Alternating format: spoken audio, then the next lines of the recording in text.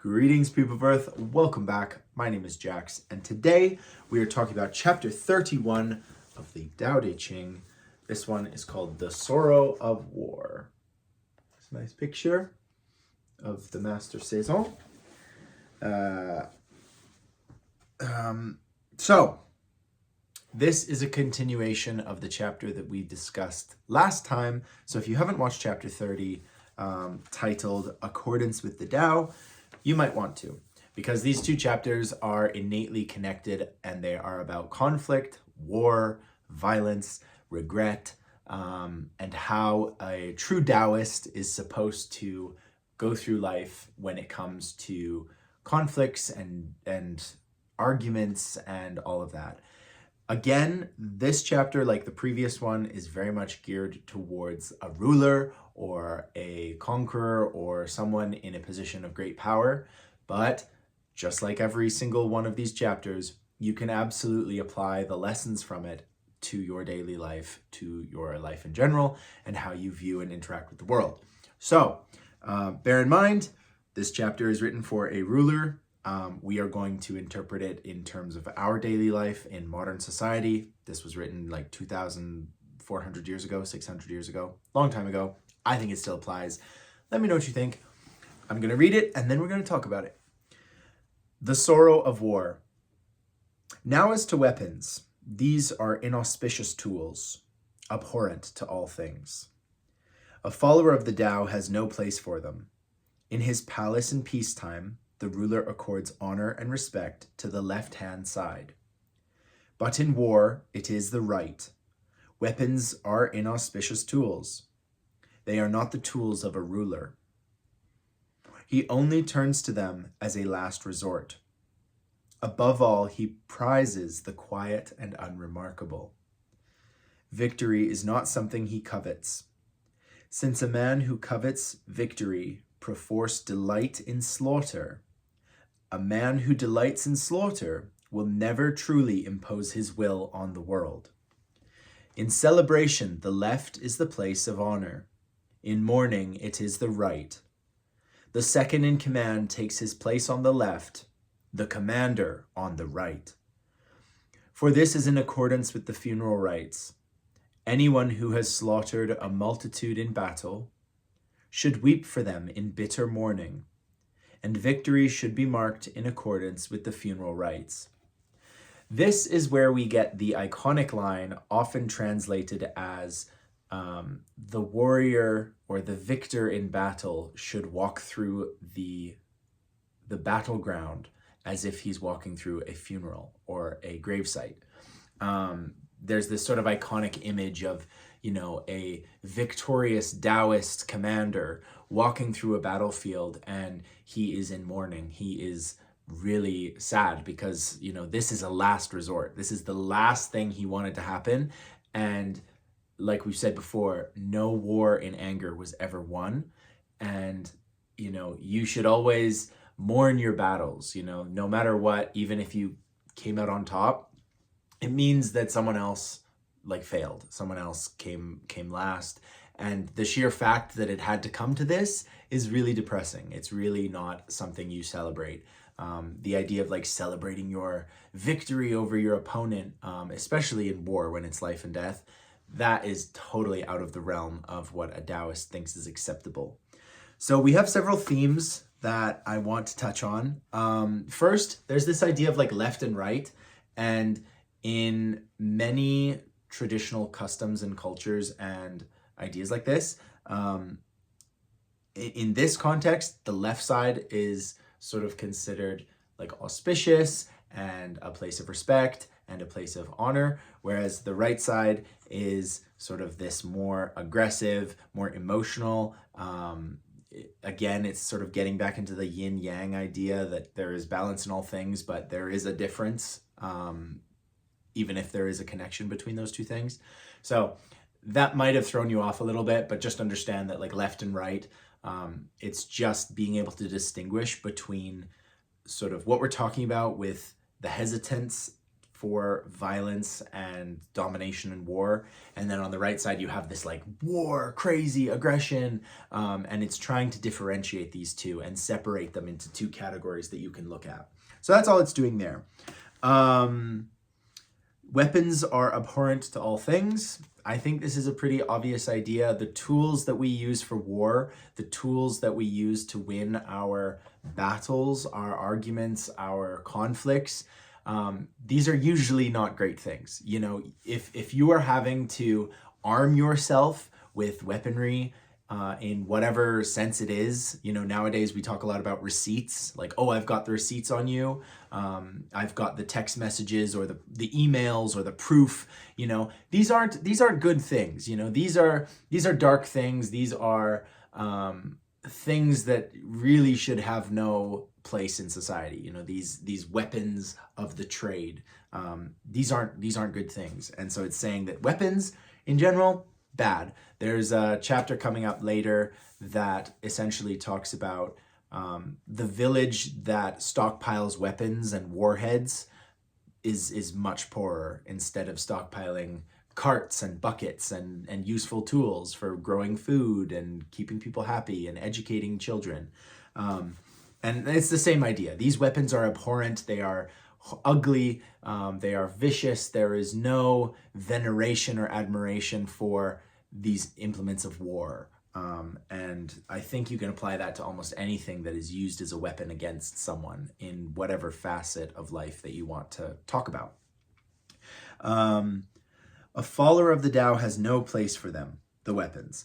In his palace in peacetime, the ruler accords honor and respect to the left-hand side.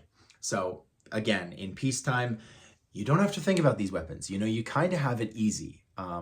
You will have periods of your life where there won't be any conflict. There won't be any difficulty. Things will just work. And you might have experienced them in the past. You might be experiencing them right now, and you might have them in the future. But it is important to understand that, you know, these time periods should be enjoyed. These time periods should be a moment of contemplation and make you respect that it is a fleeting existence. We are not here forever, and so too is that peaceful era of our lives. That is not here forever. Hopefully you get it for a long time, but, you know, at some point, peace will be broken. One of the lines I like is that the ruler, above all, he prizes the quiet and unremarkable. If you had to sum up Taoism in a few lines, I think you'd use that line, because Taoism is not about becoming some great Zen master who is holier than everyone else, who preaches to everyone, talks down to them, says like, oh, I am enlightened, you're pathetic. A Taoist, ideally, is someone who can just really appreciate everything for themselves. And they don't need validation. They don't need to be shouting from the rooftops. They don't need to be appearing in a specific way. They're just happy to literally watch the grass grow and watch the ladybugs fly back and forth across the grass. And so this idea that he prizes the quiet and unremarkable, quiet is something our society really hates. And I've said this before, I've made videos on silence and how I think it's really important to enjoy the silence and be comfortable in your silence. This is a YouTube video, so if you want silence, just pause me or turn it off. But even just taking 30 seconds or a minute to really bask in the silence, enjoy your breathing, be present in the moment, really underrated. And so the quiet and unremarkable, you know, not everything has to be expensive or bougie or auspicious. You can take real pleasure in a simple cup of unsweetened tea. You know, you can take pleasure in a quiet morning watching the sunrise. These things are very, very special. And Taoism is about appreciating and understanding that these things are important to look at, and that these things are important to recognize in your life and in other people's lives. So I just really like that quote. I think, I think above all, he prizes the quiet and unremarkable. That's just a very beautiful line, and it speaks a lot of truth.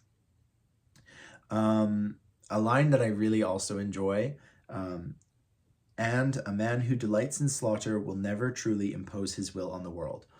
If you go back and you think about every historical figure that tried to conquer the world or take it over or do some unspeakable thing, you'll notice that they always get stopped. They always end up gone.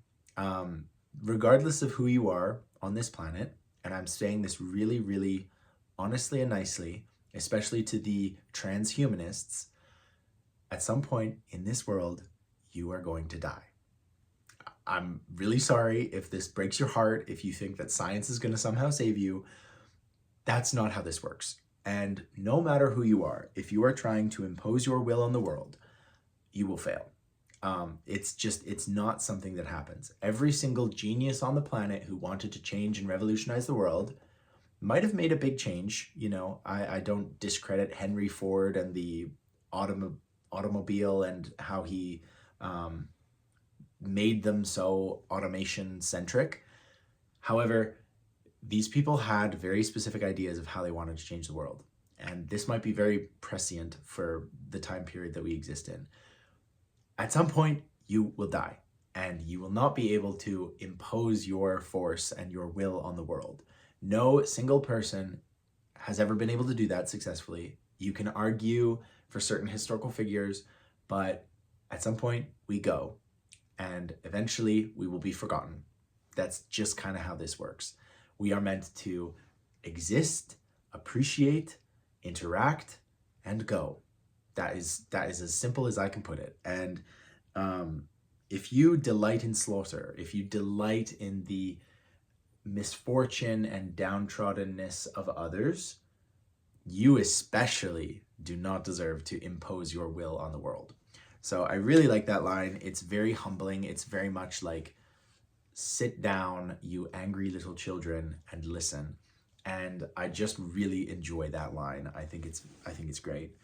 And then of course we have the final two lines, or I guess three, because you need them all together. Anyone who has slaughtered a multitude in battle should weep for them in bitter mourning, and victory should be marked in accordance with the funeral rites. Like I said, this line is often translated as the winning emperor should walk through the conquered battlefield as if he is walking through a graveyard. The idea that every victory comes at a cost, and oftentimes we can understand that many of these victories didn't even have to occur. You know, you didn't need to destroy your enemy. We can all prosper in life. And this idea is a little bit deeper than that, because a lot of us think the world is a zero-sum game. And what that means is, if someone over there is winning, he's taking away a point from me. And this means that a lot of us look at life and go through life envying and really hating successful people. And we sort of resent these people, and we think like, you know, this person's doing so well at like 22, and I'm 28 years old and I haven't done anything. Like, I resent them. I hate that. But what you have to understand is that life is not a zero-sum game. It is absolutely possible for every single human on the planet to prosper, to have enough to eat, to live a beautiful life, to have the loved ones in their life that they cherish with them for a very long time. You know, there are some absolutes. Like I said, we all die, we get sick, tragedy strikes, we are not born all equally. However, it is absolutely possible for every person to live their best life without impeding or imposing their will on other people's lives.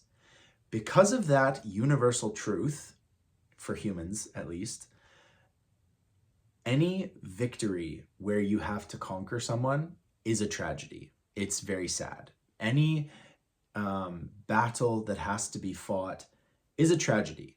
I try to avoid modern day examples, but a good example of this right now, happening in 2025 when I'm recording this video, is the Ukraine-Russia war.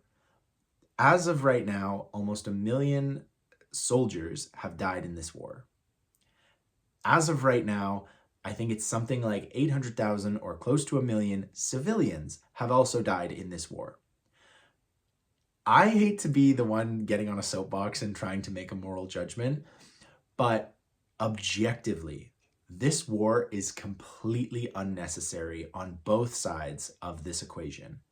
It is an egotistical manufacturing of history, and it is completely unnecessary. And yet, look at what is happening. The devastation that has wrought, the socio-political and economic implications, the reverberations around the world, and it is completely pointless. Most wars are, I hate to tell you. You can go back in history of your own country, look at the history of the wars that your country has fought, and ask, why did this need to happen? And the answer is always, it didn't need to happen. And so just in that same vein, that same thinking, any conflict you have in your life is really irrelevant. It's really pointless. And you might jump up and object and say, Jax, no, like Helen in accounting is an absolute monster. And, you know, by fighting her, I'm holding her back from, no, like, I'm sorry. Every conflict in your life, every serious problem doesn't need to be there. Oftentimes, it's not yourself that is the sole cause of the conflict. It takes two to tango, as they say. But sometimes you are affected by society or an individual who has it out for you. And even in those cases, it really doesn't need to happen. You know, these people could actually go and get a life and stop ruining your life. So appreciating and understanding this concept that every conflict is irrelevant and every conflict is a tragedy, I think it gives you a better understanding for when you're in those hard times and when you're facing some adversity and you're having a difficult time and you're going, oh, this friggin' conflict in my life is just the worst. And it helps you sort of step out of it and go, why is this happening? What exactly is going on? And can I resolve this without an actual conflict? Like, can I just avoid, change the situation, communicate with the person and say, look, this fighting does both of us absolutely no good. It is irrelevant, and we are metaphorically losing lives to this stupid conflict. Can we just put a pin in it? Can we draw a line in the sand, say, you know, here's the treaty, this is how it's going to work, and we'll just be good. We don't have to like each other. We don't have to enjoy each other's company, but we have to resolve this for the sake of our enjoyment in life. So that is the sorrow of war. Again, apologies for getting political, but I honestly don't think what I said is going to age poorly. It's a stupid war. I really dislike seeing it. It really breaks my heart. I've talked to some refugees who've come here to Canada and have told me what they've witnessed, and it is absolutely unacceptable. So there we go. There are many wars around the planet that are very unfortunate. They all have sorrow. None of them will be won by anybody, no matter what they say. You know, history's written by the victors, but it doesn't matter. Every single war that I've ever studied was always a crappy war. You know, there's no such thing as a good war. Don't believe the critics. Anyway, thank you for listening to this slightly longer diatribe on the sorrow of war from the Dao De Ching. I hope you enjoyed it. Let me know your thoughts on war and conflict, and if you have figured out any specific tricks or tools that you find useful when dealing with conflict, when dealing with violence, when dealing with somebody who's out to get you, or when society is sort of stacked against you. Thank you for watching, and as always, I will talk to you guys next week.